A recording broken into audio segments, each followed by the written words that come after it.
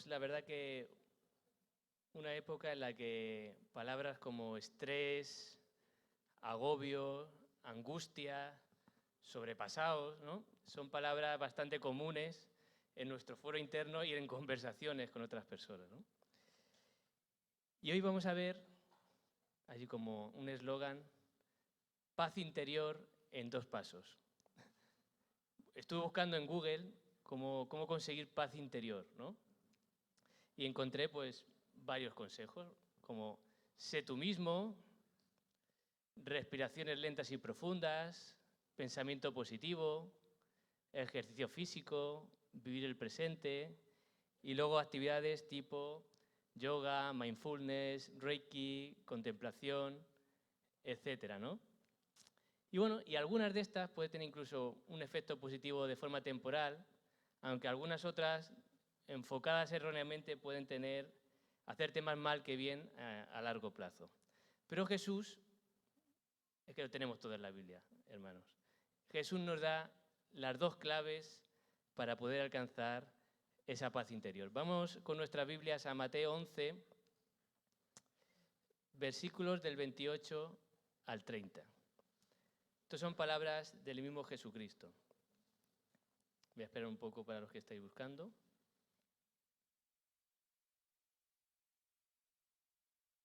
Dice así Mateo capítulo 11, versículo del 28 al 30. Dice, venid a mí todos los que estáis trabajados y cargados, y yo os haré descansar. Llevad mi yugo sobre vosotros y aprended de mí, que soy manso y humilde de corazón, y hallaréis descanso para vuestras almas, porque mi yugo es fácil y ligera mi carga. Dale una vez para adelante. Entonces, ¿cuáles son estos 2 pasos que encontramos en este pasaje para alcanzar esa paz interior? 1, acudir a Cristo, y 2, someternos a Él y aprendiendo de Él, siendo mansos y humildes. Vamos a ver esto un poco más en detalle. Acudir a Cristo. Versículo 28, lo voy a volver a leer. Dice, venid a mí todos los que estáis trabajados y cargados. Dale una para adelante, por favor. Y yo os haré descansar. Y yo cuando leí esto me preguntaba, la primera pregunta, ¿quién son esos trabajados y cargados a los que llama Jesús para que vengan a Él? Pues si leyéramos un poco más adelante en el capítulo 12, veríamos un pasaje que nos habla del sábado, del sabbat para los judíos, ¿no?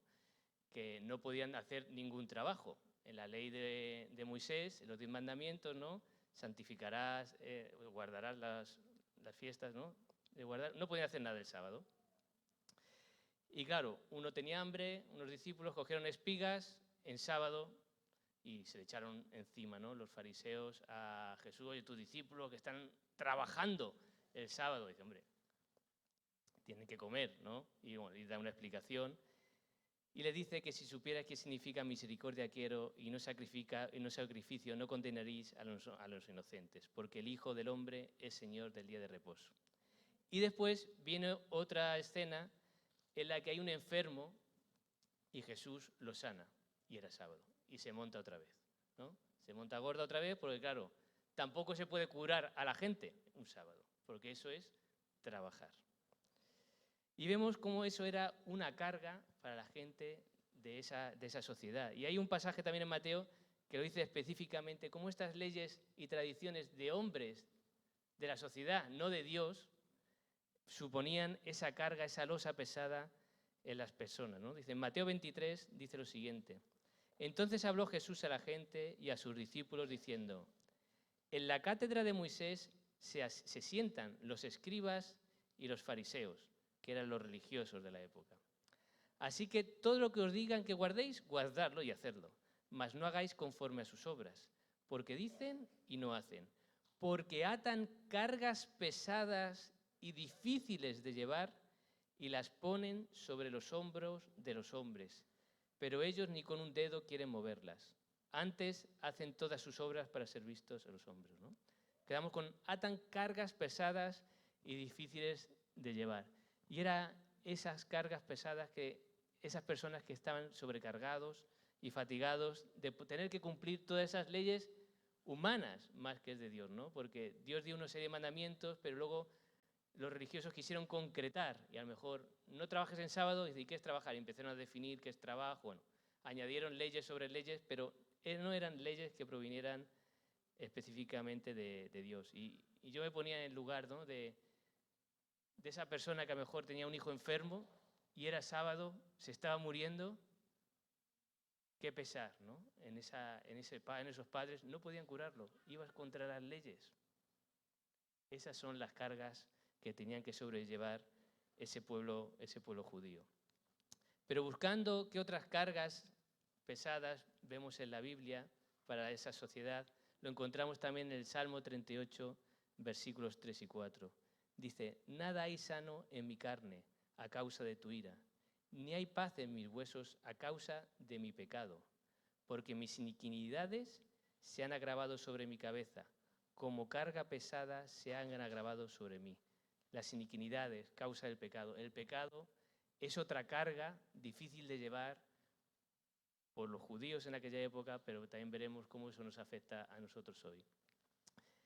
Y también vemos en Eclesiastés otras cargas pesadas. Eclesiastés 1:8 y 2:22-23 dice lo siguiente. Todas las cosas son fatigosas, más de lo que el hombre puede expresar. Nunca se sacia el ojo de ver, ni el oído de oír. Porque ¿qué tiene el hombre de todo su trabajo y de la fatiga de su corazón con que se afana debajo del sol? Porque todos sus días no son sino dolores y sus trabajos molestias. Aún de noche su corazón no reposa. Eso también es vanidad.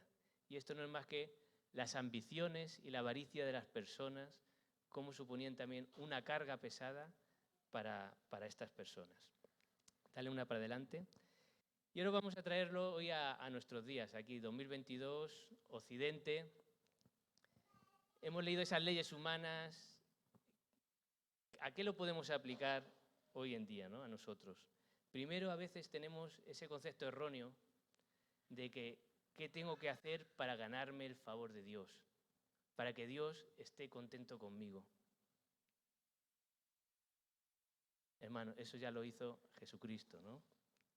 Eso lo vamos a ver más adelante. Pero también, no solamente esas leyes religiosas que nos queremos cumplir para agradar a Dios, sino también los estándares de la sociedad. ¿Qué es ser una buena persona hoy en día? ¿Qué es ser un buen padre, una buena madre? Se habla mucho sobre todo esto de las madres, ¿no?, de ser una buena madre, me siento mal, no te sientas así de mal, etc. ¿Qué es ser un buen hijo? ¿Qué es ser una persona de éxito? Son estándares que marca cada cultura, cada sociedad en un momento del tiempo, que dentro de 100 años ya no valdrán, ni valieron 100 años antes, pero son losas que nos pone la sociedad y que tenemos que cumplir. ¿Qué es ser un buen estudiante? Tengo que hacer muchas actividades en la iglesia, tengo que ser popular. Ya no te digo las comparaciones, cuando nos comparamos con otras personas. Y más con las redes sociales, que todo parece que todo el mundo es happy, ¿no?, es súper feliz, aunque puedan tener vidas a veces miserables, pero en las redes sociales todo es perfecto y yo quiero tener esa vida. Y luego también el pecado, el sentimiento de culpa que uno puede tener, te puede machacar. Todos hemos cometido errores en nuestras vidas y esos errores vienen a nuestra mente muchas veces. Pueden haber acarreado consecuencias que no podemos desligarnos de ellas, pero esas noches solitarias, esos días de lluvia nos machacan. Esas noches de insomnio vienen esos pensamientos de nuestros errores del pasado y es otra losa que viene también sobre nosotros y nos carga. Y también esas metas, objetivos que nos hemos autoimpuestos. No nos ha pedido nadie. Nosotros queremos esa casa, queremos ese coche, queremos hacer ese viaje, queremos esa ropa de marca. Son anhelos, son objetivos que nos ponemos, que los cumplimos y ya no estamos contentos. Queremos lo siguiente. Y es una cosa que nos crea ansiedad, que nos crea estrés, que nos cargan, que nos agobian. Y también las redes sociales, cuando queremos que la gente vea nuestras fotos, que como haya un comentario malo, ya tenemos un mal día, ¿no? objetivos de la sociedad, objetivos nuestros. En definitiva, tengo que gustar a la gente. Esa es una losa que todos llevamos. Por tanto, ¿quién son esos trabajados y cargados? Yo creo que todos. De alguna manera, todos tenemos esas losas, esas cargas y buscamos, ¿no? Buscamos desesperadamente esa paz. Entonces, ¿cuál es el primer paso que debemos dar para encontrar esa paz interior, ese descanso interior? Dale una para adelante. Leíamos, ¿no?, en el versículo: venid a Cristo, venid a mí todos los que estáis cargados y trabajados. ¿Y qué es eso de venir a Cristo? Porque a veces hablamos aquí en la iglesia con un lenguaje, ven a Cristo. ¿Y qué es eso de venir a Cristo, no? Claro, en aquella época dice, bueno, pues los que iban con él, pues me iba a su lado físicamente, ¿no? Pero hoy, ¿qué es eso de venir a Cristo? Fijaros, dale una para atrás. Fijaros lo que dice este versículo, Juan capítulo 6, versículo 35. Dice, Jesús les dijo, yo soy el pan de vida. El que a mí viene nunca tendrá hambre. Y el que en mí cree no tendrá sed jamás. Fijaros que hay un paralelismo. El que a mí viene nunca tendrá hambre. Y el que en mí cree no tendrá sed jamás. Equipara venir a Él a creer en Él. Venir a Cristo es creer en Él, confiar en Él. Dale una para adelante. Entonces, esas tres losas, esos tres tipos de cargas que hemos visto antes, ¿cuál es el primer paso? ¿Cómo viniendo a Cristo puedo alcanzar paz y deshacerme de esas cargas pesadas? Primero, esas leyes humanas las cumplió Cristo. Esas leyes religiosas, las cumplió Cristo. Él vivió una vida perfecta. Muchas veces hablamos de la muerte en la cruz, incluso de su resurrección, pero a veces se nos olvida. Eso tiene mérito, eso tiene efecto, porque Él vivió una vida perfecta que no merecía ese castigo. Si hubiera merecido ese castigo, el sacrificio no valía para pagar nuestra culpa. Pero Él ya cumplió por nosotros todos esos mandamientos y por ello pagó la culpa que nosotros merecíamos por no poder cumplirlo. Por supuesto, eso no quiere decir que Dios ha preparado buenas obras de antemano para que andemos en ellas. Pero ahora esos mandamientos, esas buenas obras, las podemos hacer porque Él ha enviado el Espíritu Santo sobre sus hijos para capacitarlos y poder hacerlas. Pero ya no es una carga. Dios, Jesús, las pagó, las cumplió por mí. Cuando yo vengo a Él, creo en Él, pongo mi confianza en Él, los efectos de ese pecado, de tener que cumplir esas obras, ya no tienen efecto. Y continuando, ¿no? Esa carga, esa culpa, que no nos engañe el enemigo, no nos engañe Satanás. Abogado tenemos. Cristo pagó por esos errores, por esos pecados del pasado. Cuando uno viene a Cristo, empieza el contador a cero. Y cuando pasa uno, vuelve otra vez a cero. Cristo puso el marcador a cero. Muchas personas sueñan con, ojalá pudiera comenzar la vida de nuevo. No cometería los mismos errores, no haría esos pecados. Venid a Cristo, te da la oportunidad de comenzar una vida nueva. Eso no quiere decir que no vas a tener problemas, que no vas a volver a cometer algún error, algún pecado. Pero Cristo te da fuerzas, te fortalece para que te levantes y te sobrepongas sobre ello. Incluso esas consecuencias, quizás Jesús, Dios, no aparte esas consecuencias que traes de tu vida anterior, pero te va a capacitar para acompañarte en esa lucha. Y cuando yo vengo a Cristo de una manera sincera, cuando pongo mi confianza en Él, ya no busco mis ambiciones, no busco mis planes, no busco mis metas. Me niego a mí mismo. Soy esclavo de Él y quiero cumplir sus metas, sus planes. Y como son los suyos, y Él es el mayor interesado, me va a ayudar a lograrlo. Ya no tengo esa losa, esa carga, esa tensión, esa ansiedad para tener que cumplir mis metas, mis objetivos, ser como el de al lado, tener que contentar a la gente. Solo tengo que contentar a Dios.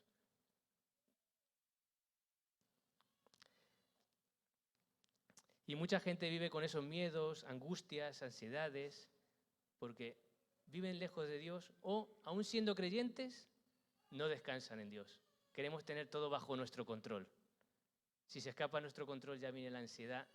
Ahí nos falta la confianza. El otro día escuchaba una predicación y había una frase o una ilustración me gustó mucho y me impactó, ¿no? Decía que a veces cuando venían a él decía, oye, no hemos podido este plan, este objetivo, porque estuvimos orando, al final tengo malas noticias, no lo hemos conseguido. Dice, no son malas noticias. ¿Hemos orado para buscar la voluntad de Dios? Sí. ¿Hemos hecho todo lo que está en nuestra mano? Sí. Pues esta es la voluntad de Dios. Lo que pasa es que a veces cuando no se cumple nuestra voluntad nos entra esa ansiedad, esa decepción, pero muchas veces oramos para que se cumpla la voluntad de Dios, pero inconscientemente queremos que esa voluntad de Dios sea igual a nuestra voluntad. Y es donde viene esa carga y esa losa pesada. Esto, por supuesto, no quiere decir que la solución a nuestro problema o a eso que estamos enfrentando venga inmediatamente y de la manera que nosotros esperamos, ¿no? Como decimos, son sus planes y Él sabe mejor que nosotros. Ahí eso es la fe, ¿no? Muchas veces equiparamos la fe a Dios ha contestado mi oración como yo se lo he pedido. La fe también es confiar en que de la manera que Dios ha respondido era la mejor, aunque no era la que yo esperaba. Eso es aún más fe madura, ¿no? Entonces, si venimos a Él en arrepentimiento, a Cristo, y permanecemos poniendo nuestra fe y confianza en Él, Él traerá ese descanso, esa paz interior. Experimentaremos la paz de Dios. Dale una para adelante. Entonces, este es el primer paso. Y el segundo paso, dale una más, lo leemos en el versículo 29. Dice, llevad mi yugo sobre vosotros y aprended de mí, que soy manso y humilde de corazón, y hallaréis descanso para vuestras almas, ¿no? Así acaba el versículo que lo veremos más adelante. El primer paso era venir a Él en arrepentimiento, en fe, en confianza, y no basándonos en técnicas humanas con múltiples defectos, ¿no? Como algunas técnicas psicológicas muy populares, que no tengas esa culpa, no te sientas culpable, intentando siempre, no, eres culpable, pero Cristo pagó por ti, ¿no? Hay mucho de la psicología que lo que intenta es que son tus circunstancias, son tus padres, la educación que te dieron, ellos son los culpables, son tus compañeros, pero no eres tú, no. Realmente nosotros somos culpables, cometemos errores, pero ahí está Cristo tendiéndonos la mano y perdonándonos. Y el segundo paso es llevad ese yugo. El yugo era una metáfora que se empleaba mucho en esa época. Claro, en el mundo agrícola el yugo se ponía a los animales, ¿no? Entonces era una metáfora sobre someterse, sobre el control. El ganadero tenía el control de esos animales mediante ese yugo. Y también, además, el yugo muchas veces es lo que se utilizaba. El yugo tiene para 2 cabezas, ¿no? Entonces, normalmente se ponía a veces un buey experimentado y uno jovencito, nuevo, para que el experimentado le vaya guiando y corrigiendo cuando se desviaba del camino. Y es así con Cristo. Nos ponemos el yugo, Él en su cuello, yo el mío, y Él me va por aquí, no, por acá, ¿no? Ese es el yugo que tenemos que ponernos. Sometimiento y aprendizaje de Cristo. También se utilizaba el yugo como metáfora entre los maestros y los discípulos. Por eso también se empleaba para el aprendizaje de ese maestro. Se hablaba muchas veces, tal discípulo bajo el yugo de fulanito, ¿no?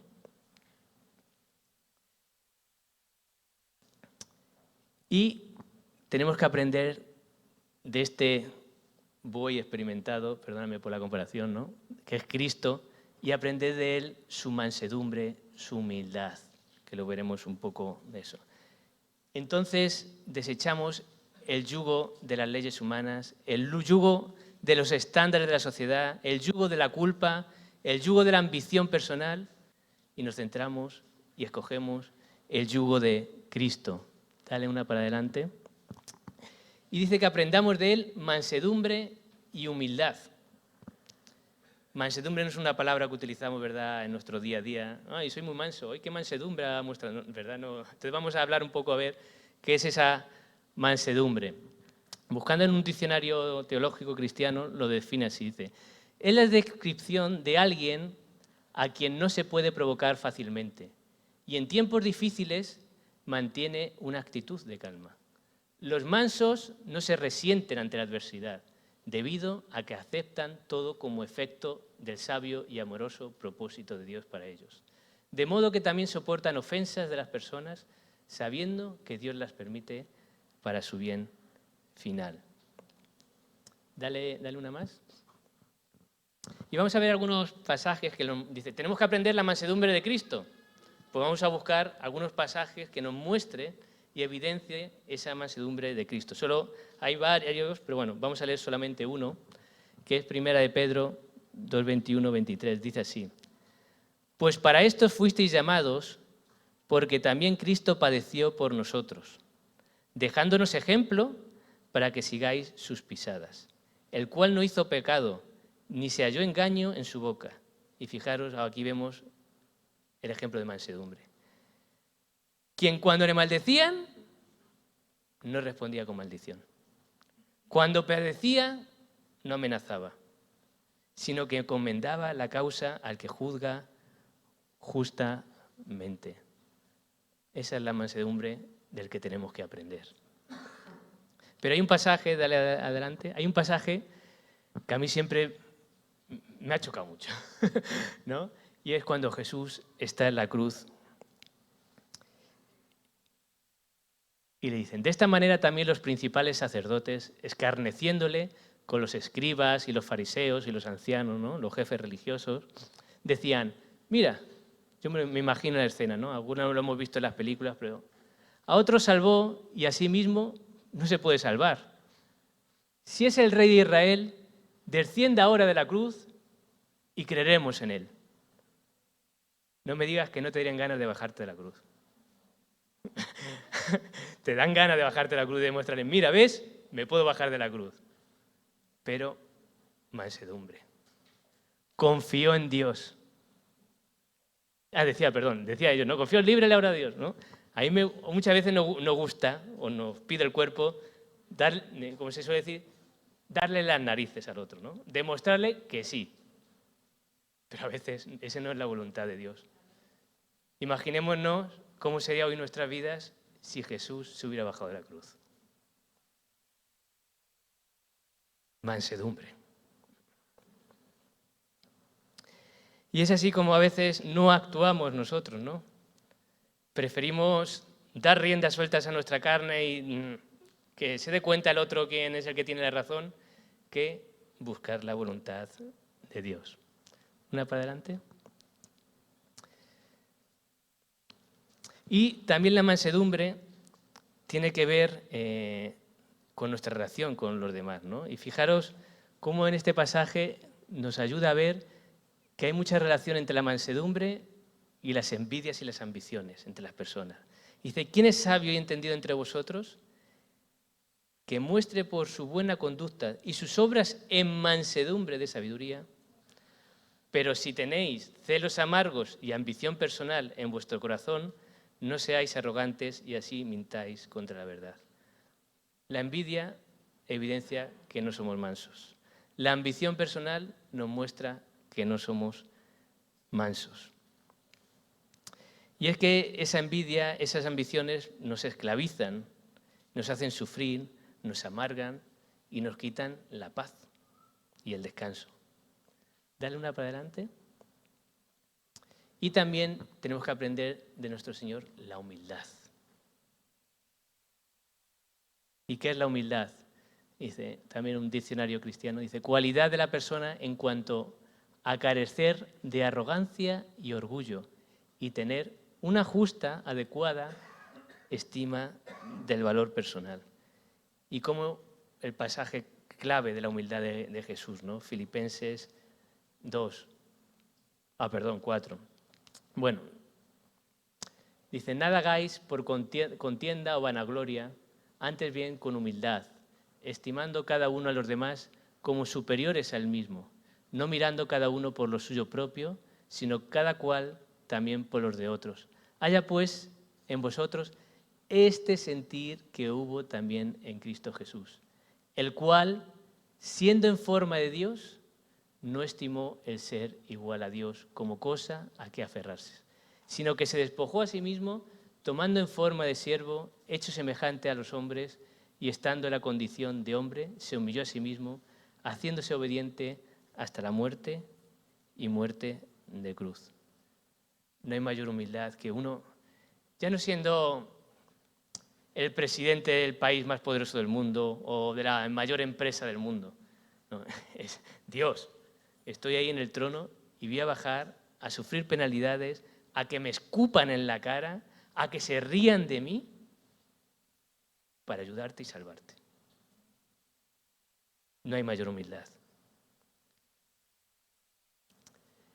Y esa humildad también, esa mansedumbre, esa humildad, debe evidenciarse, como decíamos también, en el trato de unos con otros. Dale una, por favor, para adelante. Y fijaros, estos dos pasajes nos va a ayudar a ver, primero, cómo mostrar esa humildad y esa mansedumbre con dos tipos de situaciones y de personas, ¿no? Por ejemplo, voy a leer el segundo. Segundo de Timoteo. Dice, porque el siervo del Señor no debe ser contencioso, sino amable para con todos, apto para enseñar, sufrido, que con mansedumbre corrija a los que se oponen, por si quizá Dios les conceda que se arrepientan para conocer la verdad. ¿Cómo mostrar mansedumbre con aquellos que actúan contrarios a la palabra de Dios? Con mansedumbre, con amor, con cariño. No a bibliazos, ¿no? Como se suele decir. Tenemos que ir con mansedumbre. Pero fijaros el otro pasaje. Yo pues, preso en el Señor, os ruego que andéis como es digno de la vocación con que fuisteis llamados, con toda humildad y mansedumbre, soportándoos con paciencia los unos a los otros en amor. ¿Cuántas veces me enervo, me angustio, me crea tensión porque mi hermano no hace las cosas como yo creo que deben de hacerse? No como dice la palabra de Dios, como yo creo que deben hacerse. Al otro le entro en vereda, le digo, mira, la Biblia dice esto, con mansedumbre, con cariño. Pero al otro, ¿qué te toca hacer? Sopórtale. Sopórtale. Con amor, con paciencia. No todos somos iguales. Con mano izquierda. Porque eso te quita la paz. Te quita la paz. Ya no el caos que puede crear en la iglesia, que se enfrente uno mismo, se amarga, ¿no? Y cuando las personas se puedan meter con nosotros, hay un pasaje que algunos a lo mejor estáis pensando, ¿no? No había hombre más manso en la tierra que Moisés, nos dice la palabra de Dios. ¿Qué hizo sus hermanos? No sus hermanos en Cristo, sus hermanos de sangre, Aarón y María, murmuraron contra él, casi una conspiración. ¿Cómo que solamente Dios habla por boca de Moisés? Le trajo la lepra sobre María. ¿Y qué hizo Moisés? Que le dijo, no solo lepra para María, sino también para Aarón. No. Oró a Dios para que María sanara de la lepra. ¿Se enfadó con ellos? ¿Estuvo un día sin hablarse con ellos? No. Esa es la mansedumbre. Una para adelante. Y fijaros, esto es una promesa, ¿no? Que es el tema un poco de la predicación, la paz interior, el descanso. Fijaros que no dice, es que trabajo 16 horas. O sea, Jesús no es un Red Bull, no es un café, ¿no? Es el descanso interior. El descanso interior, la paz. Hoy en día hablamos de paz interior, ¿no? Por eso utilizo esa palabra, pero es el descanso de nuestra alma, dice la palabra de Dios. Una actitud mansa y humilde será la que confía en Cristo, la que viene a Cristo en arrepentimiento, en fe, descansa en Él, aprende e imitas de Jesucristo. Y entonces sí alcanzarás ese descanso, esa paz interior. Por contrario, si tienes esa actitud orgullosa, yo tengo la razón, mis planes, confías uno en ti, en lo que la sociedad dice, quieres que te imiten a ti. Qué diferencia, ¿no? Tomad mi yugo, aprended de mí, pero cuando tenemos esa arrogancia, ese orgullo, y quieres que la gente te imite a ti, y no te imita, te amargas, te irritas, otra losa. Acabas en ansiedad, amargura, enfados, envidias. Qué diferentes, ¿no? Y esto es una promesa de Jesucristo, no es una opinión de una persona, algo que hemos leído en un libro incluso cristiano. No. Jesucristo lo promete. Y si Jesucristo lo promete, se cumple. Quizás lo que no cumplimos nosotros es la condición de venir a Él, tomar su yugo y aprender de su mansedumbre y de su humildad. ¿Das una para adelante? Y nos dice que tendremos ese descanso porque su yugo es fácil y su carga es ligera. Si dijera la obediencia a Cristo no es difícil, habría que matizarlo un poco, ¿no? Porque a veces es difícil, es una lucha con la carne, pero es nuestro orgullo, que se basa en nuestras propias fuerzas, es el que lo hace difícil muchas veces, ¿no? Ese yugo de Cristo es amar a Dios con todas nuestras fuerzas y al prójimo como a nosotros mismos. Pero cuando me amo a mí mismo sobre todas las cosas y lo que busco es yo recibir la gloria, los aplausos, los halagos, no encontraré esa paz y ese descanso. Dale una para adelante. Para adelante. ¿Otra más? Por tanto, si tú hoy no has venido todavía a Cristo, no crees en Él, has oído de Él, te han contado, prueba, ven a Él. Confía en Él. Dice la Biblia que estamos separados de Dios, que la humanidad está enfrentada, está enemistada con Dios o Dios con la humanidad. Pero cuando uno viene arrepentido, viene poniendo su confianza en Jesús, en que Él pagó, Él cumplió los mandamientos que había que cumplir. Él pagó la culpa que merecían mis pecados. Dice que esa enemistad se rompe. Somos reconciliados con Dios. Por eso, si primero tenemos paz con Dios, recibiremos la paz de Dios. Esa paz que sobrepasa todo entendimiento, esa paz que podemos conseguir y descargar también mediante la oración. En Filipenses, ¿no? Hay un pasaje de eso. Y quizás tú dices, yo ya he venido en arrepentimiento, tengo fe en Jesús, soy salvo, pero sigo con ese desasosiego, esa ansiedad interna en mí. A veces tenemos confianza y en fe en que Cristo murió por mis pecados e iré al cielo con Él. Pero a veces nos falta la confianza de descansar en Él, en que Él sabe mejor mis objetivos, mis metas, sus planes son mejor que los míos. Él tiene en control todo y nos falta dar ese paso de no solo tener fe para ser salvo, sino fe en nuestro día a día con todas las circunstancias que nos rodean. Tenemos miedos, nos afanamos, nos preocupamos excesivamente. Nadie está libre de eso, ¿no? Pero qué bueno que podamos recapacitar, serenarnos y decir, Cristo, Dios, tiene todo en su control. Confío en Él. Por tanto, seamos mansos, humildes, sometámonos a sus mandamientos y las metas que Dios nos ha marcado y tiene para nosotros, y no las nuestras propias. Amén.